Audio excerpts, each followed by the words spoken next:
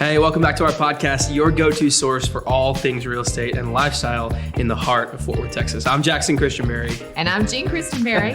And together, we're here to guide you through the vibrant world of Fort Worth and surrounding suburb living. We believe in creating a community where everyone feels at home. And that's why we're committed to bringing you honest, expert advice in a fun and friendly way. From the bustling streets of downtown to the serene suburbs, we've got the scoop on what makes each area unique. Each week, we'll dive into the latest market trends, offer tips for both buyers and sellers, and share insider knowledge to help you make informed decisions. So whether you're a first-time home buyer, a seasoned investor, or just curious about some of the Fort Worth charming neighborhoods, you're in the right place. Let's jump into today's episode.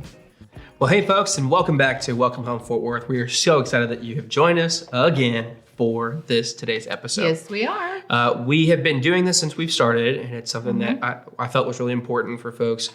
Every single month, what we always want to do is we want to provide people the chance to have a refresher course in how to sell their home or how to buy their home. Because for the statistic would say it's somewhere between 7 to 12 years, the average homeowner, that's how long they live in their home.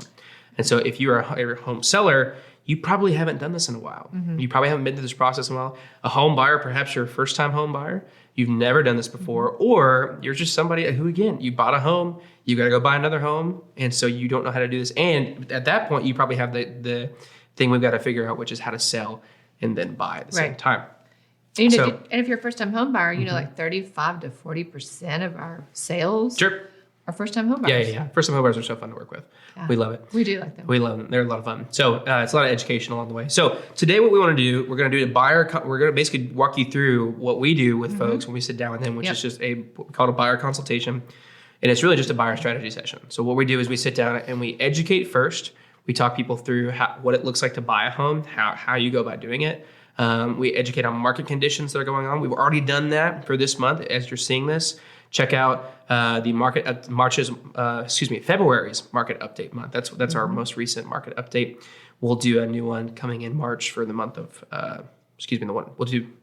we'll film it in March for the month of March. Yeah, that's what it is. Anyway, sorry. Getting caught up on our recording date, excuse me. But we just wanted to give you a chance to be reminded of what it looks like to do this and how to go about it, the important things along the way. For me, the biggest thing I always talk through all of my buyers with is the costs along the way. I think that is so crucial to understanding everything that goes on. I think it's also, to be honest with you, probably like very unnecessarily difficult to get a real answer to the costs that come your way. It's a good point. And so as close as we can get you to that is the way I want to be. There's still a little bit of range because we just can't, we're not in control of all the costs along the way. But we'll get you as close as we can. So all that to say, we're talking home buying today, how to home buy. That's kind of fun to say. How to home buy. And we're just kind of going in That's detail. very country. This is very country. This is your refresher on how to buy a house. So first off, we're going to always recommend this. Talk with a realtor. Get your realtor. Your realtor is kind of like your head coach. Manager. Your project manager. That's even better. Yeah. Your project manager. Our job is to put the pieces together for you. And so who's your mortgage person going to be? Do you need a mortgage person? Or how are we going to get proof of funds? Who's your title person going to be? Or are we using the other listing agent title company? Cool. Let's figure out who the person is there that we're going to talk with. Who's your inspector going to be? Who's your... appraisers are more of a lender thing. Just the people you're going to be involved with in this process. We're assembling your team. Yeah. And of course, and so we're helping you build that. We're getting you together with that. And so we want to sit down and we want to have a conversation with you to basically figure out what you need, what your timeline is like, and so that we can then proceed in the way that you specifically need to proceed in buying your next home. Yeah. So we'll sit down, have something like this where we work you through everything. And then at the end of it, we'll sign a buyer's representation agreement so that we can begin working on your behalf. Following that, it just kind of kicks off. If you're not pre-approved yet, we need you to get pre-approved. You have to get pre-approved. That's one of the most important aspects. This is one of the biggest things we run in with folks who just want to go see a home, right? If you want to go see a home, look, I want to go see every home too. They're awesome. If you want to purchase that home, you're going to find that home day one. And if you are, if you're in love with the home, you fall in love with it, but you aren't pre-approved, you're a step behind. The listing agent and the seller will not see your offer as serious if we do not share with them the pre-approval along the way. And that happens more times than Then it should. Time. Pre-approval is a simple process. You're just talking to a loan officer or whoever you decide to go to. We recommend a loan officer that we've done a podcast with. Go check that out. Just get pre-approved. And if you can, go ahead and consider underwriting and all that as well to begin that process, because it just sets you a step ahead. So that gets your finances in order. The reason for that, you may have done some online calculator. I hear that a lot to figure out what you can afford. Yes. That's great. That doesn't matter. It does not matter. And we cannot sell the Google or whatever online service you use to the listing agent to accept our offer, to get our offer in. So let's get you, verified almost in that way, certified, pre-approved and all that, because it's going to let you know, not only, first off, the listing agent will know that you're serious, which is great. It's also going to let you know what your shopping budget is. And so that's really important for us, because as much as we all love to go see those massive, mansions, if you were only approved up to 500K or something like that, you just, we'll find as big a mansion as we can find you, 500K or less, because that's just all you can do. Well, and we find that gives you confidence. I mean, there's so much more confidence when you know exactly what your monthly payment's going to be. You know what you can qualify for. You know what you can put an offer in for. It makes it easy for you to push the button and say, that I want that house. Yeah, of course. Yeah, and that's we want it to exactly. We want you to be able to just say, I want it. This is the one for me. And then all we do is just write the offer and submit it. There's no extra work we have to do at that point. So pre-approval is your next step. Then it's all about writing good offers and getting our contract. We have a whole episode about how we go about writing offers. So I highly recommend you check that episode out. But we're going to write you a good offer, an offer that makes sense for you. We're going to talk you through all of the terms that you can potentially cover if you want to sweeten the deal for the seller. If we're in multiple offer scenario, that is a whole different conversation that we have to have with you. At that point, it does become, what's your best offer? What is the offer that you can submit where you're going to feel okay if you still get beat out, right? That's the conversation we have to have with you at that point. So you submitted your offer. We helped you write up your offer. You found the house you loved. You saw homes, right? You found the house you loved. You submitted your offer on that home that you fell in love with. And let's just say it gets accepted, okay? That offer got accepted. This kicks off your first timeline that you've been under in this process, okay? Unless, of course, unless your lease is up or you've got some other personal timeline going on. Yeah. This kicks off your first timeline. Option fee and earnest money, okay? Real quick, your earnest money is legally required in the state of Texas as to validate the contract. It's your consideration. The seller provides their home as consideration for the contract, and you have to provide something to validate on your end so that you both have stakes in the contract. And that's your earnest. And that's your earnest money, which is typically in Texas, in DFW, I should say. I don't really know about Texas in general, but in DFW where we are, it's 1% of the purchase price. So if you offered $500K for the home, it's going to be $5,000. Okay. You can sweeten that. You can take that up. It's all negotiable, but typically we see 1%, right? You can do 2%, you can do 3%.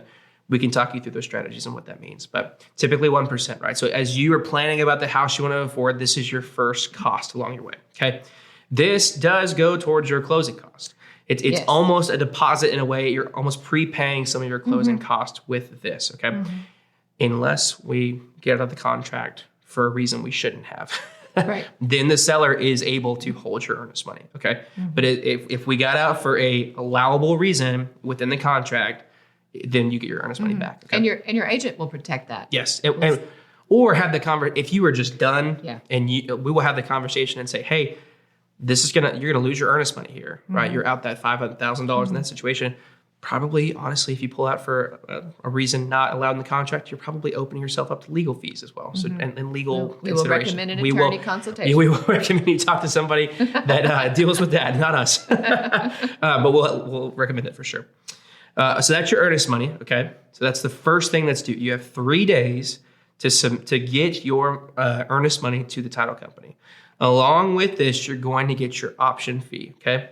Real quick, the option period, you don't have to do. I want to be very upfront about that. It's not something you have to pay for, okay?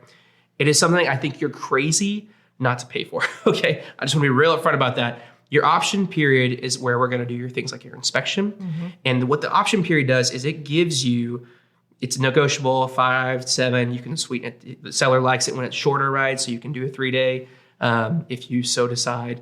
But you typically between 5 and 7 days is what we usually see. Yeah. So your option period gives you can get the option to get out for any reason you want to get out. You do not have to get out for a legally allowable reason in the contract. You can just say, hey, you know what? A buyer's remorse, I'm out. Totally okay. Found another house. Totally okay. Yeah, whatever you want, you can get out of it. The only thing you lose is this option fee. Okay. So earnest money is your consideration for the contract to be valid. Your option fee is typically, usually it's $250 to $500. That's the typical range you see. There are ways, again, it's negotiable. We can sweeten that. The seller loves it when it's higher because if you're going to pull out of the contract, it's going to be during this option period. Usually, I think it's like, you know these stats. It's like 60 It's like 60, 70%. Yeah. If it's going to fall out, it's going to fall out during the inspection. Yeah. So you're doing an option period. Again, that's negotiable. It's all negotiable, but I'm going to tell you what's typical, right? Typically, it's 5 to 7 days, and it's usually $250 to $500. Okay, that you say, hey, seller, I'm going to pay this amount of money to give me the access to this ability to get out for any reason I want. And if you get out, the seller will keep that option fee. But if you don't and you stay through to closing, then again, that's just a prepayment to your closing costs, right? You're just paying some of your closing costs up front, okay? So that's your first two things, your first two financial things that have happened in your first timeline, okay? 3 days to get those things submitted to the title company, okay? You can do that a couple different ways. That can be through your sometimes the title company, every title company is different. Sometimes it's through an app. Sometimes they have an app. Zachem is usually the one they use. If they don't have that, then you actually have to bring a check to them and stuff. So. I think you can wire sometimes. Usually, yeah. But again, it depends on title company. So the first thing title company does when we're under contract is they send you those instructions, or they shouldn't. If they don't, we'll get on them. So we will be on them, don't you worry. We're going to meet those timelines. We're going to make it happen because you have to. That's project management. Yeah, that's our job. That's what we do. Job. Okay, so first two things, okay? So first finances and first timeline, okay? Your second timeline, we'll call it, okay? Yeah. And your second fee is your option period, okay? 7 days or 5 days. That was negotiated in the contract that the seller accepted, okay? So for our sake, we'll say we put 7 days in the contract. 7-day option period, so that's our new timeline. We have 7 days to figure out if we want this house or not, okay? Before we then only have a couple more outs along the way, okay? So that's second timeline, And your second cost is your cost of getting an inspection, okay? Again, you don't have to do either of these two things. I just highly recommend it. I highly recommend you do this. That inspection is usually just a general inspection. You can have as many inspections as you want. You can have engineers, roofers. You can do it as intensely as you want. You can have granddad, grandmom.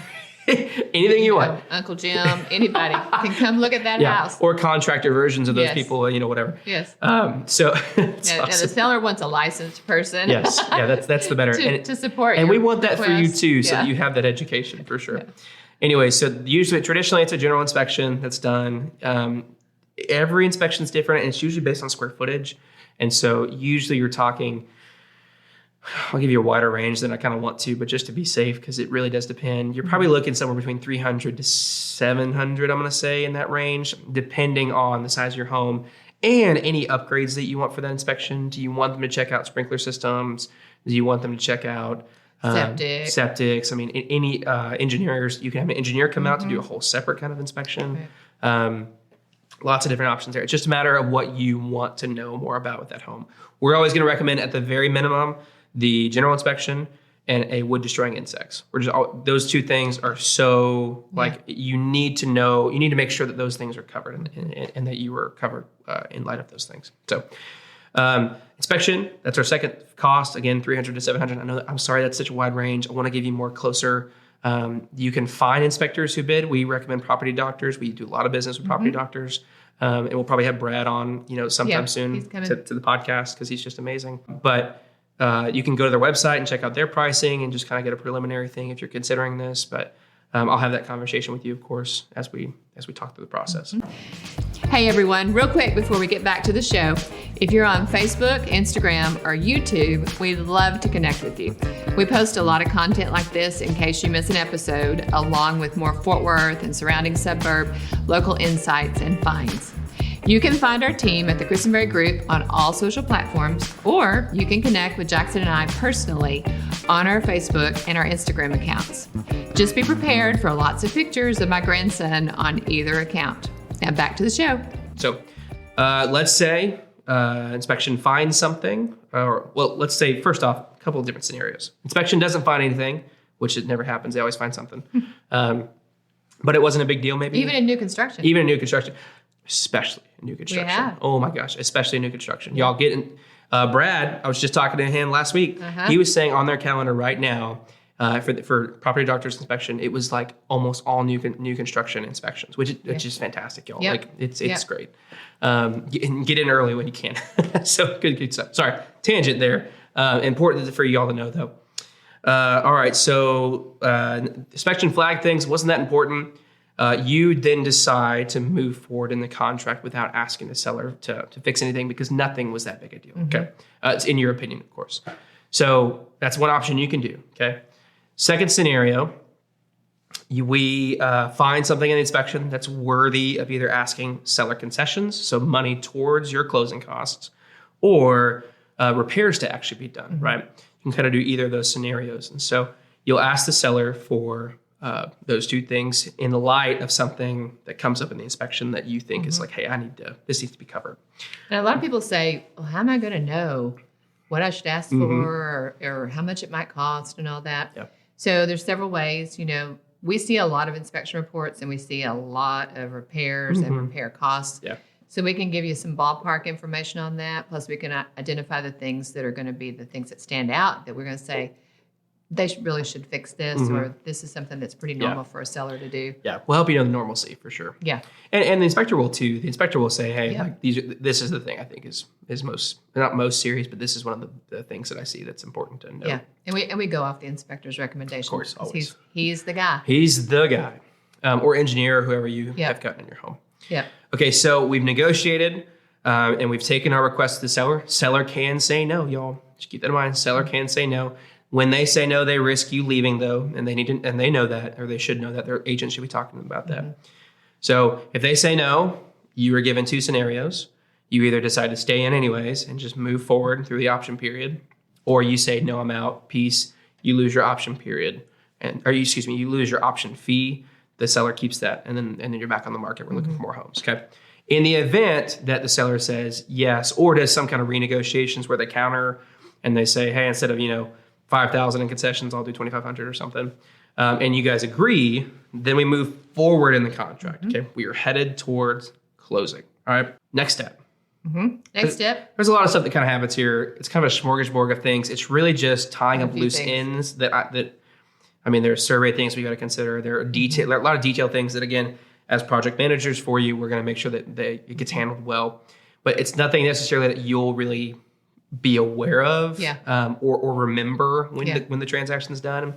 Probably for most buyers, it's really just inspection, appraisal, and then closing. Yeah, and like the loan phases that come along that is what I noticed. Like, because your loan goes through 4 phases. You got pre-approval, you've got underwriting, you've got loan approval, and then you've got funding, right? So those are also the 4 phases that kind of go along with the transaction process. But anyways, just to know, there will be things that happen kind of behind the scenes. A lot of signing documents is what you'll be doing through this time to say that you've seen the right paperwork that the contract wants to make sure that you've seen, et cetera. So title kicks in a lot right here. Title really makes sure that all the ducks are in a row and that legally this transfer of ownership is happening the way it should be and is logged effectively in that way. Yeah, they make sure there's no liens against the property so that there's clear title at that point. And make sure you have title insurance so that in case something comes up later after you buy it, that they'll be able to take care of that and clear that lien. They'll do things like, order a home warranty. So if you negotiated that with your seller. Yeah, or you just want one. Yeah, or you just, So there's a lot of things that happen right here, but we'll say you probably want to start shopping home insurance. I would assume. So start shopping your home insurance. We've got a whole episode about home insurance on our podcast. Check that out. Shane did a great job. And in your home warranties, like you said, if you negotiated one, so the seller gave you money towards a home warranty, or you just want one, we'll be sending you we can send you vendors if you got a vendor that you want to use. Obviously, you can do that. And those are usually for a year. Yeah. and cover some things on the house. There's always little things, Read the fine print. We always recommend read the fine print. Make sure you know what's actually covered, right? My wife and I, just as an example, we bought a house. We bought a house. We did buy a house, but we bought a couch just from, it was from Living Spaces maybe or something like that. We got the warranty Not on Nebraska? it. No, not Nebraska, unfortunately. I sure let go on there though. So this couch comes with like the things that this warranty says, we'll replace the couch or we'll fix the couch in these scenarios, but like it's the most minimal stuff, y'all. It's like to me reading it, it was like, okay, if a wine glass spills perfectly on and hits this corner over here, but it wasn't already damaged by a slight little cut from a dog's toenail, then like it's just all of these really fine print stuff, right? That's just like, y'all, come on. So just make sure you read the fine print. That's all that's to say for home warranties. So if you are a cash offer, you do not need an appraisal. Appraisal is the lender saying, hey, appraiser, go check out the property. Tell me, I'm giving them this amount of money for this property. I want to make sure that you, the appraiser, say that it's worth that amount of money. Does it make sense? And so your job, it's a whole lender thing that happens there. It's protecting the lender. It's protecting the lender and making sure they're not giving you $1 million to go buy something that's only worth $200K. Does that make sense? Excuse me. They want to make sure that they aren't upside down in this deal. Right. And that usually is a cost of around $400 to maybe $500, something like that. I see it closer to $600 sometimes too. Is it sometimes? So it just depends on where it is, how many square footage and all that kind of stuff. And that's something that you pay the lender, and then the lender will get that ordered and taken care of. Yeah, and we'll make sure that they do that. We'll make sure that they are staying on top of that and tracking that for you on your behalf. Yeah. So, and if it comes back low, are you going to address that? That's you go ahead. You're excited about this. Come on. So if your house is $250,000 and let's say the appraisal comes back at $230,000, there's a $20,000 difference there. So that has to be taken care of somehow. Yeah. Let's do the scenarios real quick if that's okay. So scenario one, your appraisal comes back. You're buying this house at $250,000. It says the house is worth $300K, right? You now have $50,000. You just got $50K of equity day one, right? Good. You should go celebrate and buy a lottery ticket because like you're just luckiest person in the world right there. But you have day one equity, which means like technically you could go sell the home tomorrow, make that based on what it's worth. Now there's a difference between appraised value and market value. I want to make that very clear. The appraiser may say it's worth this, but the market may not think it's actually worth that, right?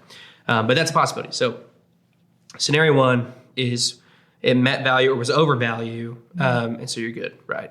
So that's scenario one. Scenario two is it comes in low.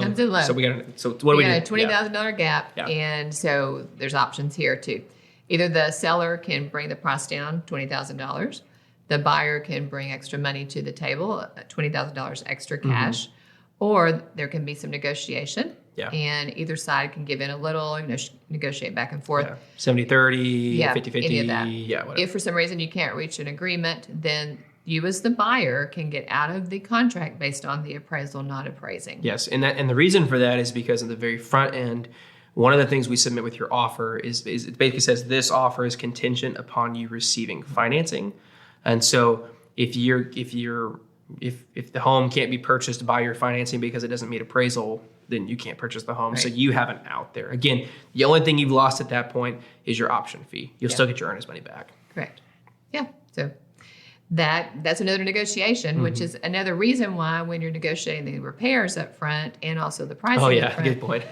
don't go for the juggler really, really, really hard. Because you may have to keep negotiating. That is always the conversation, right? Like you want to go and you want to get what you want, but you have two negotiations you've got to get through, right? Like you have several. Yeah. I mean, you're exactly right. You do have several. So there are other things that come up along the way sometimes too. Yeah. But you have two main ones, I would say. Yeah. We've seen that before where somebody went too hard for the juggler.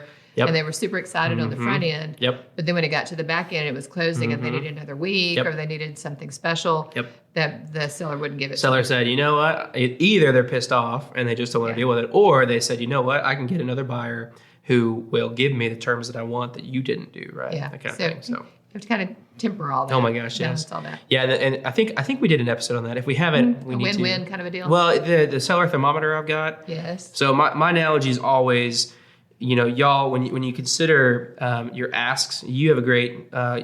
Tell me, I always forget. It is broken, worn. Oh yeah, cosmetic, broken, and worn. Yeah. So broken, cosmetic, worn, and then the more you so broken at the bottom, cosmetic, and then worn. If you've got a seller thermometer of their anger level that you put next to that, the more that if you're asking for cosmetic things, they'll be a lot more angry at you. If you're asking for them to paint a room or something like that. Then if you're asking for something that's broken, money towards it, or for them to fix it, they understand. Yeah. Most people will, unless they're just irrational, and then they're just irrational. But most folks understand, they knew going into it that was going to be an issue, right? Because they knew it was broken. If it's a window, if it's an AC unit, or whatever, that has to be covered, or it needs to reflect price. Yeah, they know. Absolutely. So that's the appraisal. You got everything negotiated. You're moving forward, right?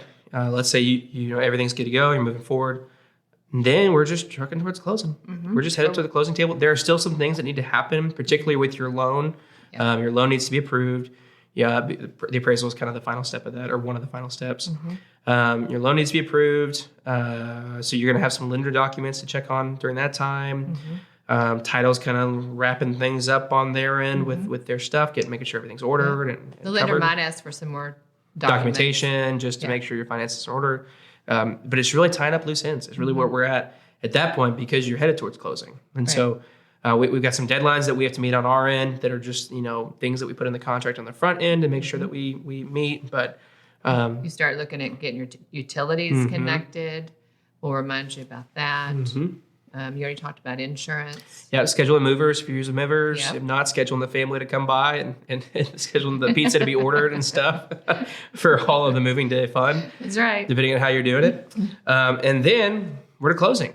So at closing, you're just going to sign on the buyer side, especially if you're using financing, you're going to sign a lot of documents. My wife and I counted 98 signatures our first time. And we were using, I think the first time we used an FHA. And so there were some additional documents with all that. So you'll sign documents. You will really, that's kind of it at closing. We're gonna make you be kind of a full. Bring the money. Bring the money for sure. Yeah, make sure you've got all your closing costs and your checks, and if you haven't already wired, that's a title for sure. We're gonna make you be a full on first for just. We're gonna celebrate the moment with you. Get pictures, get videos of you signing and stuff because we're so excited for you, and we've obviously been so thankful to join you in this journey. And then the last thing is you sign, you walk away. You don't own the home just yet. Hopefully the title gave you keys, so hope you're good there, but you don't own the home just yet. Your loan technically has to fund. Traditionally with our lenders that we use, we use lenders that we really trust. Traditionally, they will get that funded within the next hour or two. But your loan has to fund before you officially own that property. So don't go from closing table to the house. Yeah, don't go with the moving truck to the house. Exactly. You want to make sure it funds first, and then you can go take over and do whatever you want to do. Yeah. And then sometimes a term that can be negotiated in the contract is a lease back. And so basically the seller didn't want to, you're closing on a Friday and the seller couldn't get to their new place until the next Friday. And so they got a week lease back. And so obviously those you'll follow the rules of whatever you negotiated on the front end. Right. But really, lease, like you don't just go run over there and in and out of the house the whole time during that week. So yeah, but you bought the house. I mean, at that point you're closed. Your mortgage payment you traditionally will not start until a month after. So basically, if you buy on February 15th, your first payment's not due until April 15th. Is what usually happens. Check with your lender to make sure that that's how they're doing it, of course. But that's really it, y'all. So. Like I said, the goal of this episode is really just to be a refresher. It is just to remind you and to have a place where you can come, as you consider buying houses to get more information. We provide you all of these podcast episodes for the whole point of just trying to help you feel on top of this big decision that it is to move and to purchase a big asset like a home. And so we want to help you feel as on top of it and as confident as you can be. And so we hope that this helps you in that journey. Absolutely. Take this information and make a wonderful decision. Yeah, let's do it. So if you have any more questions, if you have any specific questions about your scenario, let us know. We're glad to have those kind of conversations with you, of course. But in the meantime, y'all just let's do it. Let's just hope this is helpful. Let's get your new house. Yeah, let's do it. All right. Thank y'all. We'll see you back next week. Hey, thank you so much for watching the podcast today. If this has been valuable for you at all, we sure could use your help getting the word out to more people. If you're listening on Apple Podcasts or Spotify, go ahead and give us a follow and consider taking just maybe 2 minutes to leave us a review. Both do wonders for our show with the algorithm, and on both platforms, all you gotta do, head over to our show page. On Spotify, hit the 3 dots and select rate. And on Apple, all you gotta do is just scroll down to the show and say leave a review. So just click that. If you're seeing this on Facebook or Instagram, a like or comment puts all the good vibes out in the algorithm for us. And on YouTube, make sure you smash that like button, subscribe, and hit the notification bell so you can be notified whenever we post a new episode. Join us again next week for more Fort Worth housing news and updates. Until then, y'all have a great week.